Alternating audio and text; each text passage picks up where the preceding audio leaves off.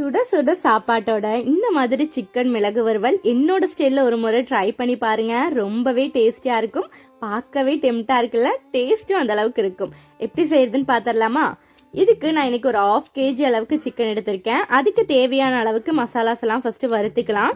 இதுக்கு 1 spoon குரிமிளகு, 1 spoon சோம்பு, 1 பட்டை, 2 ஏலக்காய், 1/2 ஸ்பூன் அளவுக்கு கசகசா எடுத்துருக்கலாம்.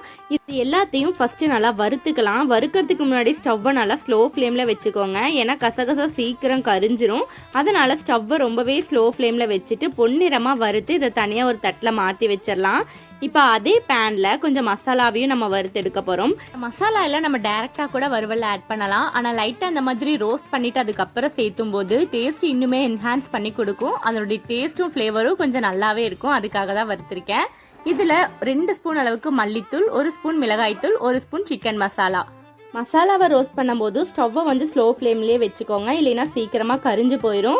இதனால் மணம் வர ஆரம்பித்ததுக்கப்புறம் ஸ்டவ் ஆஃப் பண்ணிவிட்டு நம்ம வறுத்து வச்சுருக்கிறது எல்லாத்தையும் ஒரு மிக்சர் ஜாரில் ஆட் பண்ணிக்கலாம்.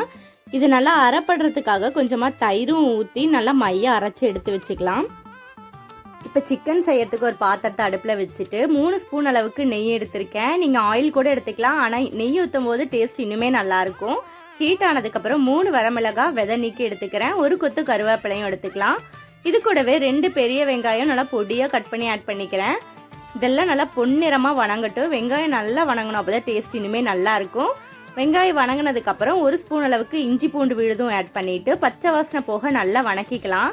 இப்போ ஒரு குட்டி தக்காளி மட்டும் பொடியாக கட் பண்ணி ஆட் பண்ணியிருக்கேன். இதையும் நல்லா வணக்கிட்டு இப்போ சிக்கனுக்கு தேவையான அளவுக்கு உப்பு ஆட் பண்ணிக்கலாம்.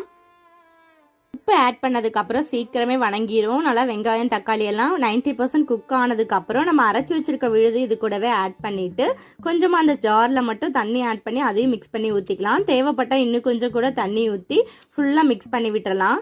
இப்போ மூடி வச்சு ஒரு 5லிருந்து 10 நிமிஷம் நல்லா பச்சை வாசனை போக அது கொதிச்சு வரணும்.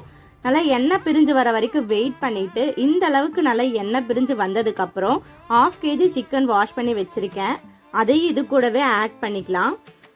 இதுலேயே நம்ம வந்து உப்பு காரெல்லாம் கொஞ்சம் செக் பண்ணிவிட்டு அதுக்கப்புறம் சிக்கன் ஆட் பண்ணிக்கோங்க.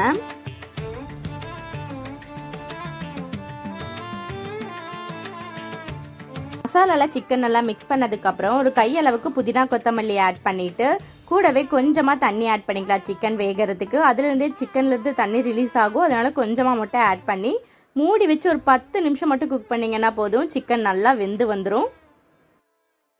அவ்வளோதான். இனி எந்த ஸ்டேஜில் வேணுமோ அந்த ஸ்டேஜில் சிக்கனை இறக்கிற வேண்டியதுதான். நான் இன்னும் கொஞ்சம் நேரம் அதை அப்படியே மூடி வச்சு ஸ்லோ ஃப்ளேமில் விட்டுட்டு அது இன்னுமே ட்ரை ஆயிடுச்சு. ஃபைனலாக 1 ஸ்பூன் குருமிளகுத்தூள் மட்டும் ஆட் பண்ணிவிட்டு ஃபுல்லாக மிக்ஸ் பண்ணி சேவ் பண்ணிட்டேன். ரொம்பவே டேஸ்டியாக இருந்துச்சு.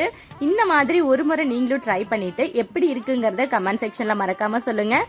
இது போல் ரெசிபிக்கு மறக்காமல் என்னோட சேனலை சப்ஸ்கிரைப் பண்ணிக்கோங்க.